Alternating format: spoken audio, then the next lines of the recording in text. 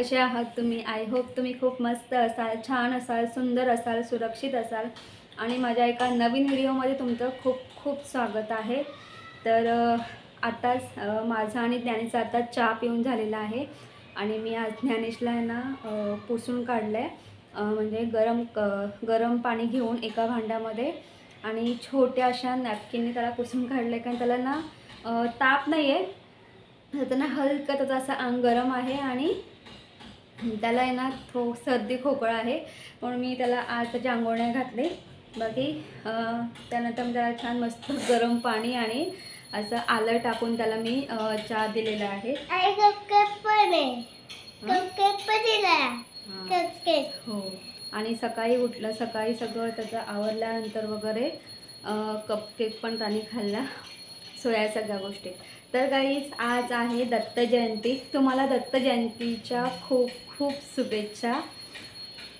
तर हे जे दत्त आहेत, श्री दत्त आहेत, श्री दत्त गुरु आहेत, तर तुम्हाला मी एक छोटीशी आणि अगदी शॉर्टकटमध्ये तुम्हाला मी गोष्ट सांगेल की हे जे दत्त गुरु आहेत ना, तर खूप म्हणजे ही जी अनुसया माता होती, तर दत्तगुरूंची अनुसया माता ही आई होती। तर अनुसया माता ही खूपच छान होती, खूप मस्त होती। जेव्हा ती बाहेर पडायची ना, तेव्हा सूर्य तिच्यासमोर नतमस्तक व्हायचा। जेव्हा ती चालायची ना, तर तिला जमीन वाट द्यायची आणि जेव्हा अनुसया माता चालायची तेव्हा जी झाडं आहेत ना, ती झाडंसुद्धा तिला नतमस्तक करायची। एवढी ती म्हणजे एवढी ती छान होती, एवढी ती मस्त होती आणि तिचे गुण तेवढे छान होते, चांगले असे गुण होते तिच्यामध्ये की तिला बघून सूर्य नतमस्तक व्हायचा, जमीन तिला वाट द्यायची, तिच्या वाटेमध्ये येणारे काटे साईडला करायचे आणि ती झाडं होती ती सुद्धा ती जेव्हा चालायची ना, तेव्हा तिला नतमस्तक, तिला नमस्कार करायची। एवढे तिचे गुण छान आणि चांगले होते, खूपच चांगले होते। तर एकदा ब्रह्मा, विष्णू आणि महेश हे तिघंही अनुसया मातेची परीक्षा घ्यायला गेले, कारण त्यांनी असं ऐकलं होतं की सूर्य हा अनुसया मातेला नतमस्तक होतो, म्हणजे नमस्कार करतो। त्यानंतर झाडं तिला बघून नमस्कार करतात आणि तिच्याकडे कोणीही वर डोळे करून आजपर्यंत कोणीच तिच्याकडे बघितलेलंही नाही आणि बघतसुद्धा नाही तिच्याकडे। तिचे एवढे गुण चांगले आहेत की तिला सूर्य नमस्कार करतो, तिला झाडं नमस्कार करतात, तिला जमीन वाट देते, वाटेत येणारे सगळे काठे वगैरे साईडला करते। एवढे चांगले गुण असलेली अनुसया माता आहे तरी कोण, म्हणून तिची परीक्षा घ्यायला गेले।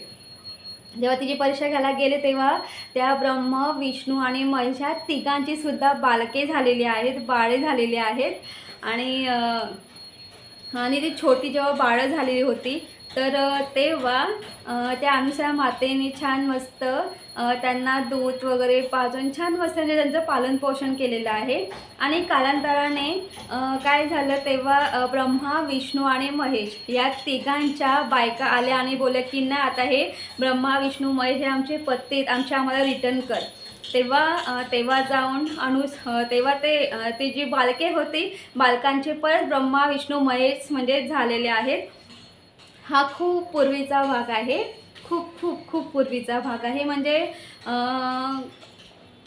हा कलियुग आहे, कलियुगाच्या आधीचा भाग आहे।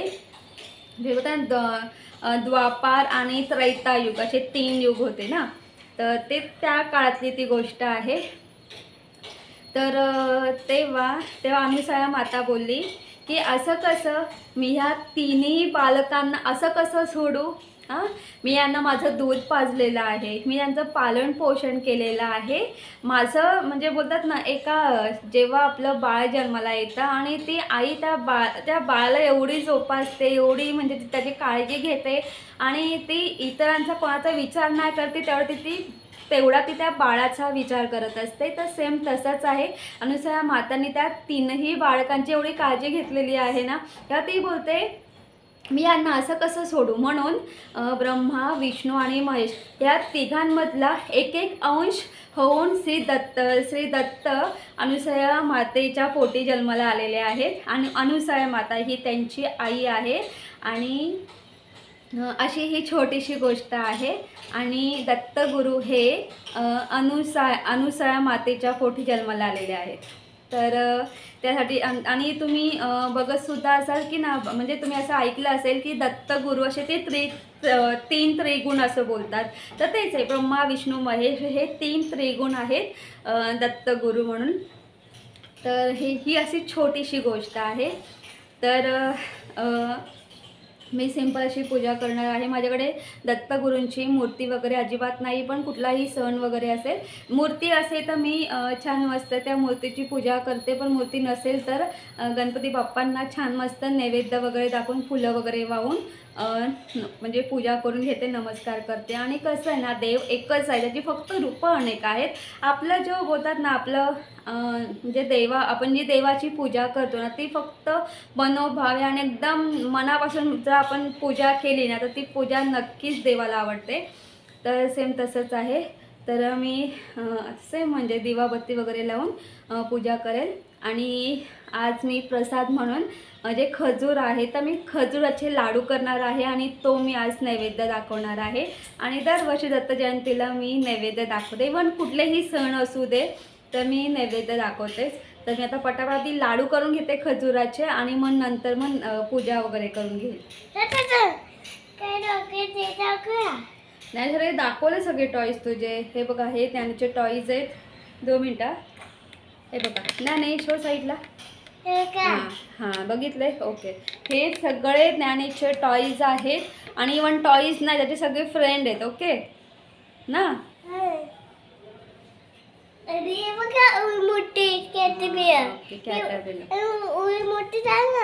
हा, एवढी मोठी त्यांची कॅटरपिलर आहे. ओके, अजून बस. ओके, मग आता बाय बाय, गुड नाईट कर. Sorry, good morning. तर इथे लाडू करण्यासाठी बघा मी काय काय घेतलेलं आहे. तर इथे मी 1 वाटी भरून खजूर घेतलेला आहे. तुम्ही कुठलेही खजूर घेऊ शकता, काळे, कारण खजूरचे खूप वेगवेगळे प्रकार मिळतात. तर मी डीमार्टमधून हे खजूर घेतलेले आहेत आणि याच्या बिया काढून घ्यायच्या आहेत. पण डीमार्टमध्ये सीडलेस म्हणून बिया हे खजूर मिळतात, तर मी तेच घेऊन आलेले आहे आणि ते अशा प्रकारे छान मस्त कट करून घेतलेलं आहे. एका वाटीमध्ये 1 वाटी भरून मी हा खोबऱ्याचा कीस घेतलेला आहे. हे सुद्धा मी डीमार्टमधूनच आणलेलं आहे. त्यानंतर इथे मी 1 वाटीमध्ये थोडं तूप घेतलेलं आहे, किसमिस आणि ही आहे खसखस. आणि ते मी हे ड्रायफ्रूट घेतलेले आहेत, बदाम आणि काजू. तर बदामाचे असे छोटे छोटे काप करून घ्यायचे आहेत आणि काजू असे करून घ्यायचे आहेत. तर आणि तुम्हाला अजून एक गोष्ट सांगेल की ना, आपण जेव्हा याचे खजूरचे लाडू करतो तेव्हा त्यामध्ये खूप जण त्यामध्ये हे पण ॲड करतात, डिंकसुद्धा ॲड करतात. पण माझ्याकडे डिंक नाही आहे, तर मी ज्या गोष्टी माझ्याकडे अवेलेबल आहे मी त्या गोष्टींपासूनच मी लाडू तयार करून घेणार आहे.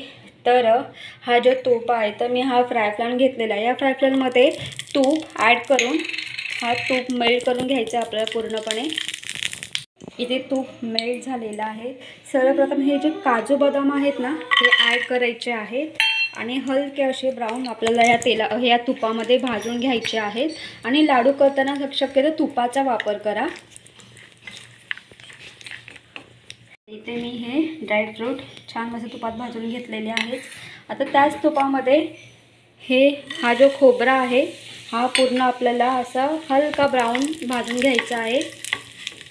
तर मी इथे हा खोबरासुद्धा तुपामध्ये छान मस्त असा भाजून घेतलेला आहे. इथे मी ग्राइंडरचा भांडा घेतलेला आहे. यामध्ये आपल्याला हे खजूरचे जे पीस आहेत ते कट करून घ्यायचे आहेत आणि हलकं असं, जास्त आपलं पेस्ट नाही करायचे, हलकं 2 ते 3 वेळा फक्त ग्राइंड करून घ्यायचं. ते सुद्धा हलकं मी हे ग्राइंड करून घेते. इथे मी हे अशा प्रकारे ग्राइंड करून घेतलेले आहे, तुम्ही बघू शकतात. असंच आपलं अशाच पद्धतीने ग्राइंड करून घ्यायचं आहे. आता इथे मी खरं म्हणजे मला मुखवास घ्यायचा होता, पण मी विसरून गेले. तर आता मी इथे एका वाटीमध्ये मुखवाससुद्धा घेतलेला आहे. इथे मी प्लेट घेतलेली आहे। या प्लेटमध्ये सर्वप्रथम आपल्याला हे ॲड करून घ्यायचं आहे। ते मी अशा प्रकारे हे प्लेटमध्ये ॲड करून घेतलेलं आहे। यामध्ये आपल्याला हा खोबरा ॲड करून घ्यायचा आहे भाजलेला। त्यानंतर हे ड्रायफ्रूट ॲड करायचे आहेत आपल्याला। त्याचबरोबर हे किसमिस, त्यानंतर ही खसखस ॲड करायची आहे आणि हे जो मुकवास आहे हा ॲड करायचा आहे आणि पूर्ण एकत्र करून घ्यायचं आपल्याला। मी ते अशा प्रकारे छान व्यवस्थित मिक्स करून घेतलेलं आहे। तर आता हातामध्ये हे सगळं असं सारण घेऊन असं छान मस्त आपल्याला हातामध्ये असे लाडू तयार करून घ्यायचे आहेत। तर मी इथे अशा पद्धतीने छान मस्त असे इथे मी खजुराचे लाडू तयार करून घेतलेले आहेत आणि हे जे उरलेले जे सारण होतं ते मी एका वाटीमध्ये भरून ठेवलेलं आहे। तर हे जे लाडू आहेत ना, हे तुम्ही अशा पद्धतीने हे प्रसादासाठी तुम्ही असे लाडू नक्की ट्राय करून बघा। खूप सुंदर आणि छान लागतात आणि आपण यामध्ये साखर अजिबात ॲड केलेली नाही आहे, कारण खजूर ऑलरेडी गोडच असतो। नक्की ट्राय करून बघा। आणि आता गरमीच्या थंडी पडले तर अशा थंडीमध्ये तुम्ही असे हे लाडू तुम्ही म्हणजे घरी करून खाऊ शकतात आणि थंडीसाठी हे लाडू खूपच बेस्ट आहेत। आणि यामध्ये मी किसमिस ॲड केलेला आहे। तुम्ही पूर्ण सगळ्या प्रकारचे ड्रायफ्रूट ॲड करू शकतात। किसमिस, ब्लॅक किसमिस प्लस ही चेरी असते, सुकलेली चेरी, सुकलेली किवी म्हणजे ड्राय फ्रूट जे आहे ते तुम्ही यामध्ये ॲड करू शकता तुमच्या आवडीनुसार। आता मी पटापट पूजा करून घेते आणि नैवेद्य दाखवते।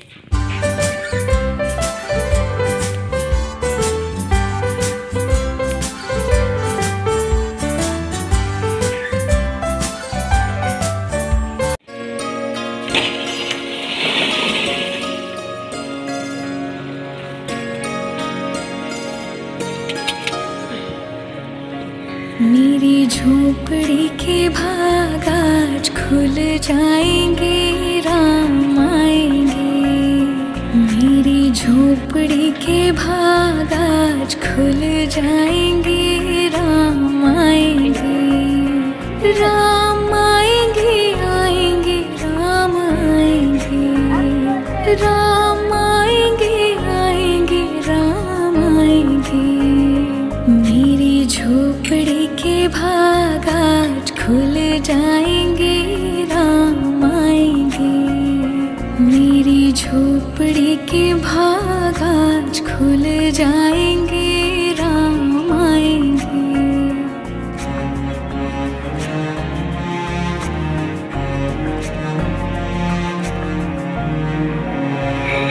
राम आएंगे तो अंगना सजाऊंगी, दीप जला के दिवाली मैं मनाऊंगी। राम आएंगे तो अंगना सजाऊंगी, दीप जला के दिवाली मैं मनाऊंगी। मेरे जन्मों के सारे पाप मिट जाएंगे, राम आएंगे। मेरी झोपड़ी के भाग आज खुल जाएंगे, राम आएंगे।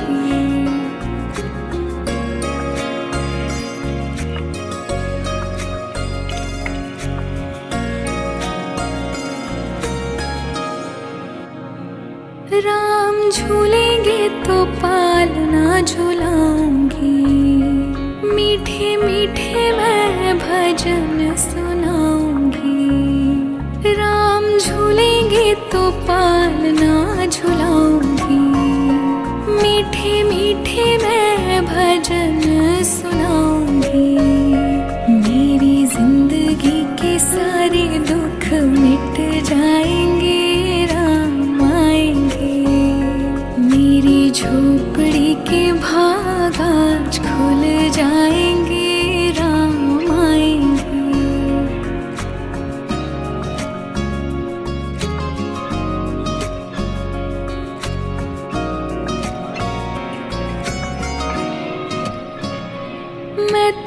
रुचि रुचि भोग लगाऊंगी। माखन मिश्री मैं राम को खिलाऊंगी।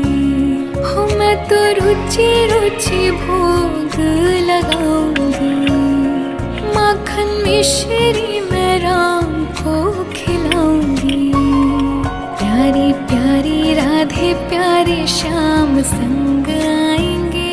राम आएंगे, राम आएंगे, आएंगे राम आएंगे। राम आएंगे, आएंगे राम आएंगे। मेरी झोपड़ी के भाग आज खुल जाएंगे। राम आएंगे, मेरी झोपड़ी के भाग आज खुल जाएंगे। राम आएंगे। माझी पूजा वगैरे झालेली आहे आणि त्यानंतर मी लगेच जेवणाला सुरुवात केलेली आहे। कारण ज्ञानेशला ना कसं माहिती आहे का 12 12:30 किंवा 1 वाजता की त्याला लगेचच भूक लागते, त्यामुळे मग मी लवकरच जेवण करते। तर इथे सिंपल असं राईस आहे, स्टीम राईस केलेला आहे। त्यानंतर इथे छान मस्त अशी ही डाळ उकळते, बॉईल होते। बाकी मी डाळीला तडका वगैरे दिलेला आहे। आणि इथे सिंपल अशी मी इथे सोयाबीनची सुकी भाजी केलेली आहे। तर मी ना थोडीच लाल तिखट आणि हळद ॲड केलेली आहे, कारण ना ज्ञानेशला ना माहिती नाही, पण त्याला त्याची जीभ आहे ना, तर तो काही म्हणजे नॉर्मल आणि नुसतं डाळ भात जरी खाल्लं तर त्याला तिखट लागतं। म्हणून मी ना त्याला सोयाबीन खूप आवडते ना, तर मी नुसतं हळद आणि अगदी थोडंसं लाल तिखट ॲड करून मी फक्त सोयाबीनची भाजी केलेली आहे। आणि त्याला आज डाळ भात आणि सोयाबीनची भाजीच खायची आहे। आणि इकडे बघा, तर इथे मी केक घेतलेत, 2 कप केक आहेत आणि इथे थोडे वेपर्स आहेत। तर छोटी छोटी भूक लागले। हे बघा ज्ञाने काय ना काय हा करतच असतो ना। तर तेच, तर डाळ उकळेपर्यंत वगैरे तर थोडं आम्ही नाश्ता करून घेतो। बाकी ज्ञानेश तर सकाळीच कपकेक खाल्लेत, तर मला थोडी हलकी अशी भूक लागली तर मी खाऊन घेते तोपर्यंत। तर गाईस आता ना दुपारचे ना 1:45 वाजलेले आहेत। तर ज्ञानेश मगापासून बोलते, मम्मी मला जेवायला वाढ, पण मी एडिटिंग करत होती। तर माझं एडिटिंग करून झालेलं आहे। तर मी आता ज्ञानेशला जेवायला वाढलेला आहे। तर हा ज्ञानेशचा ताट आहे, हा माझा ताट आहे। तर सिंपल असं डाळ भात आणि सोयाबीनची भाजी, तर हेच असं सिंपल जेवण आहे। तर आम्ही जेवण घेतो, तर मी आधी ज्ञानेशला चालेल, नंतर मी खाईल आणि नंतर मी ज्ञानेशला झोपवेल। त्याला औषध देऊन त्याला झोपवेल, कारण संध्याकाळी त्याचा 5 वाजता क्लास आहे, त्यामुळे त्याला लवकरच झोपवेल। म्हणजे त्याला औषध घेईल तर थोडं बरं वाटेल, थोडं आराम वाटेल, म्हणून तर लवकरच त्याला देते जेवायला आणि आम्ही जेवून आराम करू। Good evening guys. इथे मी ब्लॅक टी ठेवलेला आहे, छान व्यवस्थित स्पूनच्या साहाय्याने मी म्हणजे चहाचा मसाला मिक्स केलेला आहे। आता इथे मी झाडांना पाणी टाकते, कारण माझं हे काम राहिलं होतं, कधी सकाळी कधी संध्याकाळी, अशा जेव्हाही वेळ मिळेल तेव्हा मी थोडं असं झाडांना पाणी टाकते। आणि मी इथे एक स्प्रेची बॉटल घेतलेली आहे। झाडांना पाणी टाकून झाल्यानंतर मी स्प्रेच्या बॉटलच्या साहाय्याने झाडांना स्प्रे मारते। तुम्ही इथे बघू शकता, इथून या बाल्कनीची जी विंडो आहे त्या विंडोतून अशा प्रकारे ऊन येतो। हा ऊन 4:15 4:30 पर्यंत येतो। इथे मी सुद्धा स्प्रे मारत होते, तर माझं बघून ज्ञानेशला सुद्धा स्प्रे मारायचा होता। इथे ही जी गुलाबाची फांदी होती, मला असं वाटलं जगेल, पण नाही जगली, तर मी लगेच काढले तिथून। आणि ज्ञानेश इथे अशा प्रकारे छान मस्त सगळ्या झाडांना स्प्रे मारतोय। तर मी ते सगळ्या झाडांना स्प्रे मारलेला आहे। स्प्रे मारल्यानंतर ही जी झाडं आहेत ना, ही खूप छान मस्त अशी हिरवीगार दिसतात। आणि हा जो क्रिसमस ट्री आहे ना, हा तर खूपच सुंदर छान असा दिसतो, डॉट डॉट असे खाली पडतात, ते खूप सुंदर दिसतं त्याचं। आणि तर हा जो मनी प्लांट आहे दोन्ही साईडला, त्यांनासुद्धा मी स्प्रे मारलेला आहे। तर इथे मी सगळ्या झाडांना थोडं असं स्प्रे मारते। आता इथे चहा छान मस्त बॉईल झालेला आहे, तर मी गाळणीने हा चहा छान मस्त असं गाळून घेते दोन्ही कपांमध्ये, कारण आता ज्ञानेशला क्लासला जायचं, त्याचा 5चा क्लास आहे, तर त्याला चहा देते मी। चहा पिऊन तो क्लासला जाईल। तर इथे मी चहा पूर्णपणे गाळलेला आहे, तर आम्ही पटापट चहा घेतो। आता चहा पिऊन झालेला आहे, 5 वाजलेले आहेत. आता ज्ञानेश चाललं आहे क्लासला वगैरे. त्याला आवाज द्यावा लागतो, अरे चल रे तेव्हा तो येतो. आणि आता त्याच्या हातात बघा काय आहे, तर तो क्लासमध्ये सुद्धा हा टॉईज घेऊन चाललेला आहे. मी त्याला सांगते नको, तो टॉईज काढून ठेव, तुझ्या क्लासमध्ये अलाउड नाही, तुझ्या टीचर ओरडते. पण त्याला ऐकायचंच नसतं. शेवटी मला बोलतो की नाही, मी साईडला तो त्याचा टॉईज ठेवून दिला. पण नंतर बोलतो नाही, हा टॉईज मी माझ्या जिथे होता तिथे मी जागेवरती ठेवेल. आता मी ते ज्ञानेशला क्लास गुरुर् ब्रह्मा गुरुर्विष्णू गुरुर्देवो महेश्वरा गुरुर्साक्षात् परब्रह्मा तस्मै श्री गुरुवे नमः तस्मै श्री गुरुवे नमः. तर गाईज मी हा व्हिडिओ इथेच एंड करते. तुम्हाला माझा व्हिडिओ कसा वाटला ते कमेंट्स करून सांगा. जर तुम्हाला माझा व्हिडिओ आवडला असेल तर माझ्या व्हिडिओ लाईक शेअर करा. आणि माझ्या चॅनलवरती नवीन असाल तर माझा चॅनल सबस्क्राईब करायला अजिबात विसरू नका. तोपर्यंत बाय बाय, टेक केअर. तुम्ही तुमची काळजी घ्या. ओके, चल व्हिडिओ एंड तर कर. हे तू करा. मी करू.